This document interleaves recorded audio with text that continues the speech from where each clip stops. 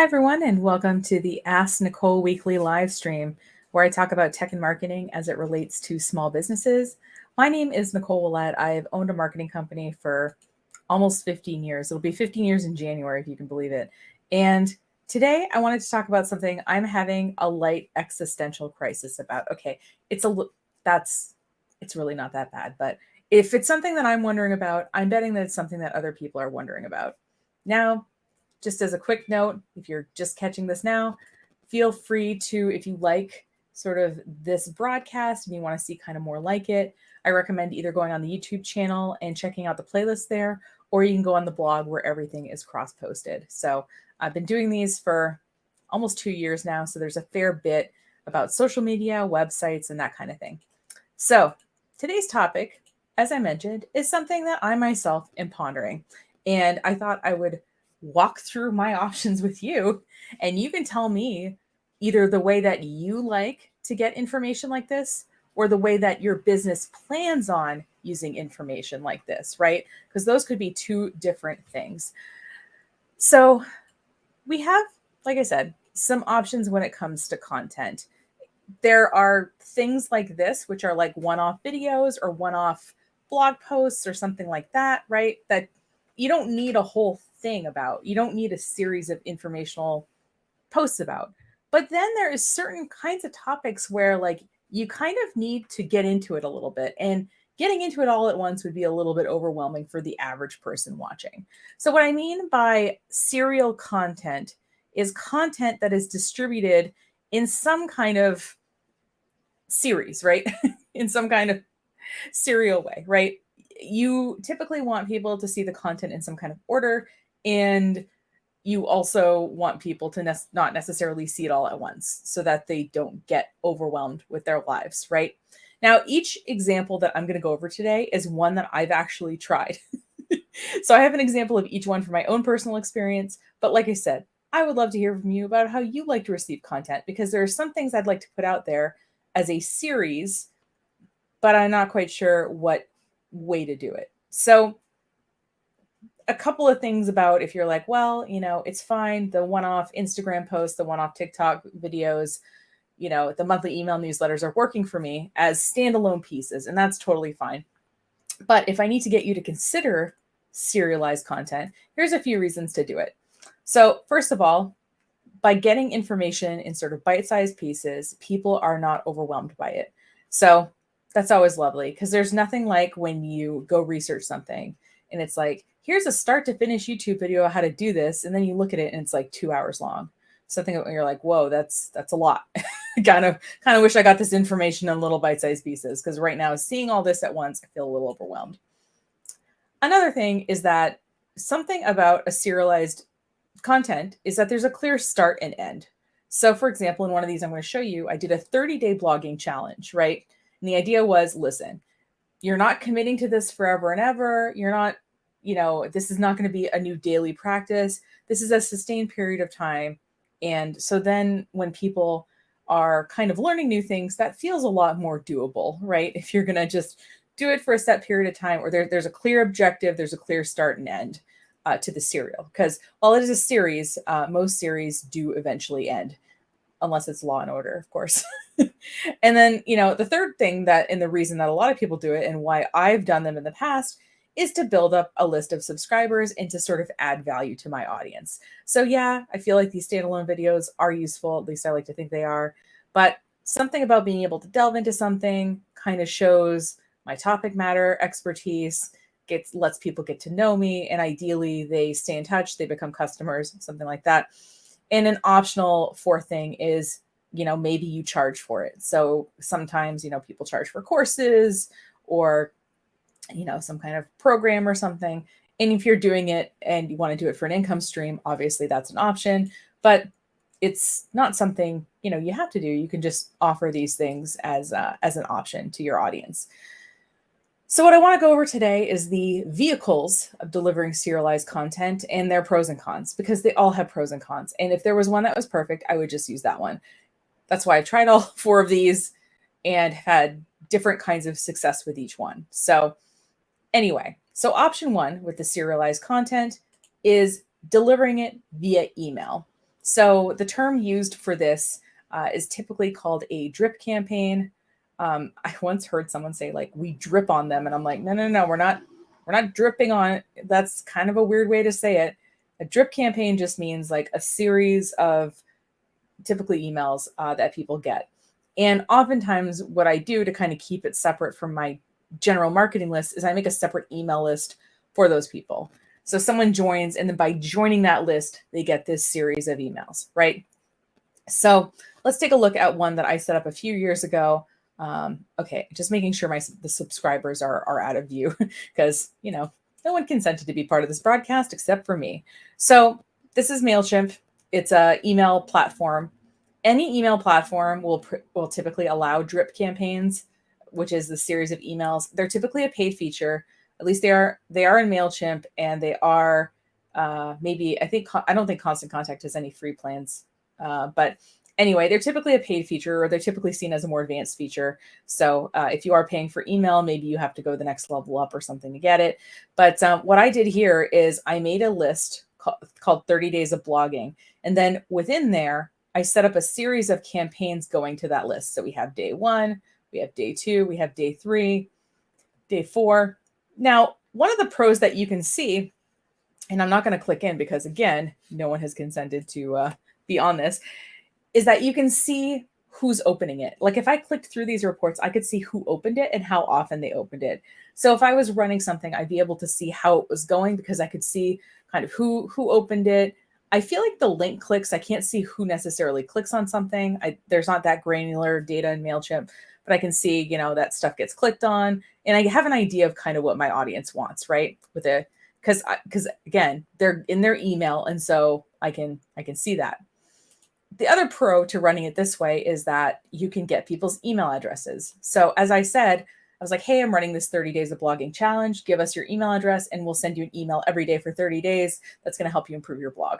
That's kind of, and they're like, sure. They put their email in. And so we got emails from that. We got 20 emails from that. This, like I said, I think I ran this. Geez, when did I run this? I'm trying to see the date, 2013. So it's been a minute. But of course, the con of it is that you have to go through this whole setup process, right? So what I had to do is I had to schedule an email to these recipients based on, they get added to the list, and I say, okay, after day 1, send them this email. After day 2, send them this email. And so you have to set up all of these individually separate emails, make sure that, the subject lines match up, all the, so basically you have to build like 30 separate emails, which is, I guess, in the scale of hard things in life, isn't that hard, but it does take some work in it, but it can be a little bit annoying. So if you like this idea, but don't like this part of this idea, another option you can do is run a messenger campaign. So I've done a broadcast before about chat automations and kind of engaging with people in messenger marketing. So if you want to learn more about that, you can. But the sort of TLDR of that is that you can create basically what is a way to subscribe within your Facebook, Instagram, WhatsApp, Messenger. Those are the 3 that work with the software I use, but there's other ones as well. And so what I can do is set up an automation. And I started setting up this automation, and then I completely lost, I was like, oh, maybe people won't do it. So then I never launched it, which is why it has 0 cents and 0 clicks. So what I wanted to do was a 30 days of marketing challenge where I gave people a small marketing task that they could accomplish in a given day, in that they were sort of thematically organized, sort of between, week 1 to week 2 to week 3 to week 4. And then there would be something at the end I would sell them. And I think part of the reason I never finished it is because I was like, okay, I want this to be useful, and I don't want people to feel like I don't know. I feel complicated about selling my own stuff sometimes, to be completely honest. But what you can do is you can create this sequence. And so when people interact with this particular post, they get a certain message immediately. They get a certain message after day 1, a certain message after day 2, et cetera, right? And I could set these up for 30 days. Now, since I'm not creating 30 email templates, I'm just writing 30 Facebook messages, there's a lot less formatting and setup to do, right? Because the pro is that these are very short messages. Let's see. I think I did this 3 or 4 years ago. So there it is. Day one is all about products and services and having to explain your business in 60 seconds or less. Could you? Don't worry, we all need help during this. And so then I had a couple of resources, and the challenge was to do a 60-second elevator pitch of your business, right? But as you see, setting up something like this is infinitely easier than, setting up a whole email template, right? So that's the pro there. The pro also here is that I can see who engages. So once this is launched, I can click on the contacts that are part of the sequence, and I can see the views on them and sort of how far they get. So I can still get that sort of open data that I was getting in MailChimp, and I can get it within Facebook Messenger. Not the same amount, but I can get some amount and get some idea of how things are going without people having to tell me. And, as I mentioned, it's relatively easy to set up. Should have moved that further up the list. That's definitely one of the things about it. But of course, the con is that they're all in Messenger, right? So I can't necessarily contact them directly. I mean, I can in Messenger. I can't continuously contact them in Messenger without their permission, but I can't get their email or their phone number to text them unless they give it to me as part of this process. Now, I can build that into the steps, of course, but it would entirely be optional. So I wouldn't necessarily walk away with a contact list, but I would have a way of, like I said, distributing the content in a set order, in a timed way. Now, my third option is setting up a course, right? And what most people do is they use some kind of learning platform like Teachable or Kajabi or what's the LearnDash is one for WordPress that's pretty popular. And the idea is obviously with a course, if we've all pretty much taken courses or at least seen them, right, where there's a series of sort of modules that are broken down by topic. Sometimes there's additional resources like handouts or activities or something like that. And you can kind of go through it ideally, asynchronously. So like, let's say I started the class and then, you joined it, 5 days later, you would be starting with day one's content while I'm on day five's content. Most course platforms let you do that. Now, the pros of setting things up like a course, right, is you can logs in, you get notifications. And the reason I'm staying in this view is that it shows me on my dashboard which users have logged in and what they've done and stuff like that. Again, they did not consent to be on this broadcast. But it's pretty easy to set up a course in these kind of softwares. You just hit new course, you give the course a name, and then it has you go through setting up modules. It really takes you through the process, which is really nice. So yes, I can see who logs in if I have a course. I can add interactive or additional elements easily enough. So you'll see that.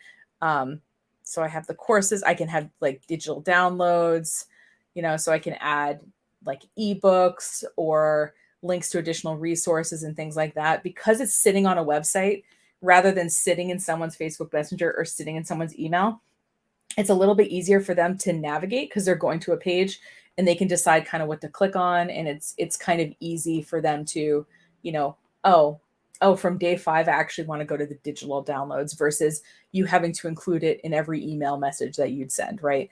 So it's more, since people are interacting with the website, that's a little bit easier than something that's sitting in whatever email software you use or sitting in your messenger software, right?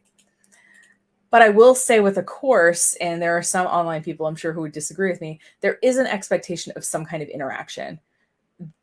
People are going to, typically modules have comments on and things like that because, if someone's working through the course, they might have questions.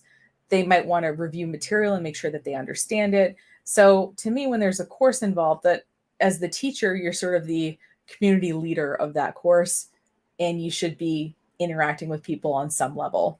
And there is that expectation. I will argue with every online guru about that there is. And the fourth thing that I have is just putting the stuff on a website. And so my example was when in 2020, I had stuff to do, but I also thought, everyone needs to make more money right now. So I made a series of videos. I called the 2020 Make Some Money because I was in a mood, I guess. And so every day I gave a 20-minute little lecture about setting up an online business with the idea that you could go through 20 days and have an online business set up. So I wanted to just kind of give people options, pros and cons, that kind of thing. And, the pro is that, it's indexed by search engines. And what I did with this is I was like, I did collect email addresses if people wanted to just get an email update when it was posted. So I think I got 24 emails from that one. But again, I didn't promote it super heavy. But because this content is on a website that is visible to the public, it is being indexed by Google. And this website gets a lot more views than you would expect, especially with the much improved production value of the last couple of years. And the con, of course, is that it's visible to everybody. And if it's on a website that's published to the world, people don't have to give their contact information to be able to see it, right? They don't have to give their email address to be able to see it. Like I said, I just offered it as an option. And just if people wanted the reminder that something had been posted. But other than that, I just put it out there and just said, hey, have at. That's totally fine. So you might ask yourself, well, it seems like you have a lot of options. What's the crisis about? And the thing is that people want information delivered differently, right? It kind of depends how they like to get their information. And then, if it's something they want to act on, is it easy for them to save? Is it easy for them to get some additional information on? Is it easy for them to contact me or otherwise interact with me as the person putting out this information? And none of these, like I said, is 100% perfect, right? But if I have a series of things I want to do, I have to just pick one of these and kind of go with it. Now, obviously, I could try doing all of them, but that seems kind of exhausting. So what I want to know from you is which one of these, if you were going to get free information from somebody, it could be me or somebody that just you follow online whose knowledge you respect about a particular topic, how would you like to receive that information? Would you like to receive it in a series of emails that you could save in your inbox and reference whenever you want? And, get one every day for a certain period of time, whether that was a week or a month or something like that? Would you prefer to get a little daily thing in Facebook Messenger or similar that just kind of reminds you to do a little something? And then you can kind of opt out whenever you want, but also, it's sitting in Facebook Messenger and you check that a lot. You can do it also in WhatsApp or other places too. I'm just using Facebook Messenger as the default here. Would you rather have a course and that way you have a login, it's on a website, and you can have some interaction and some maybe additional resources that are built out in a way that you can navigate the way you want? Or would you just like it to be on a website? And then you have the option of being like texted or emailed when there's something new on it, but it's just sitting out there. And the person would just tell you that it was there and you could access it whenever you wanted in whatever order that, you could start the thing whenever you wanted. So I'd be genuinely curious what your thoughts were about this, because as I mentioned, I'm having a lot of thoughts about it and I'm kind of going back and forth when I'm normally quite decided. So anyway, I didn't include things like print books or other things that were offline here, because even a print book, right, you're getting all the information at once, or an ebook. It's not serialized. It's like, here's a chunk of info. What I'm talking here is parsing it out for people intentionally. That's why the serial content is in the name of the video. So I'd love your thoughts. I'm asking for comments here, so please feel free to give them. And like I said, if you like this sort of thing, check out the YouTube playlists that are about different topics, as well as the website, the blog section, which has things by topic as well, and it's posted every week. And you can go on the website too and subscribe, and it emails the blog once a week if you want that. Thanks for watching. If you have a topic you want me to cover, feel free to leave it as a comment on this video. Or if you're more shy, you can reach out with a contact form on the website. That comes right to me and I'll be able to see it. I'm open to, if you just have a general question, or if there's a more technical topic you want me to explain less technically than other people are, totally open to that if I can cover it. Thanks so much for watching. Have a great rest of your day, and I will see you next week. Take care.